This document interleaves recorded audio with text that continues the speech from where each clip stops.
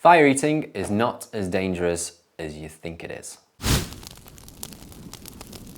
Now, statistically speaking, fire eating is much safer than a lot of socially accepted hobbies.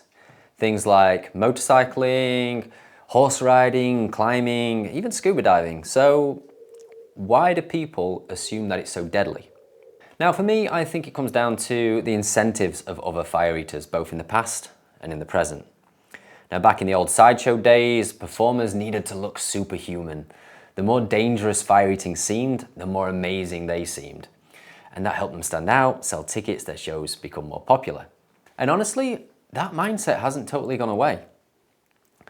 A lot of modern performers, whether consciously or not, they still lean into that narrative. They make it sound terrifying, sometimes even to fellow performers.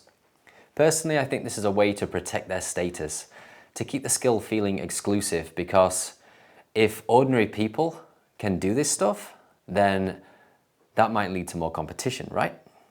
Now look, I'm not here saying that fire eating is totally safe. It's fire. We're working with toxic fuels and small burns occasionally happen, especially for those people who are pushing themselves to progress. However, I don't believe it's anywhere near as dangerous as some people make it out to be.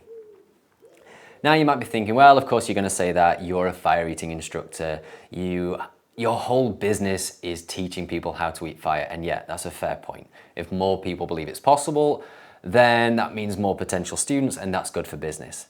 That's my incentive, that's my narrative. But here's the thing, I've got proof.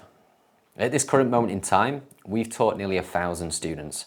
And that's almost 1,000 everyday ordinary people who learned how to do something that most people would consider extraordinary. Now, all that being said, there's something else that I need to say, and that's just because it's not as dangerous as you thought, it doesn't mean that it's not a big deal. It's a huge deal. Now, for most people, learning to eat fire means facing a very real fear, and that's something that I have a huge respect for. Now, a big part of my job is just helping people push through that fear and then making sure they maintain that confidence as they progress through their journey. So yeah, respect the fire, learn proper technique, build good habits. And you might be surprised that fire eating is not as dangerous as you think it is. Take care and be safe.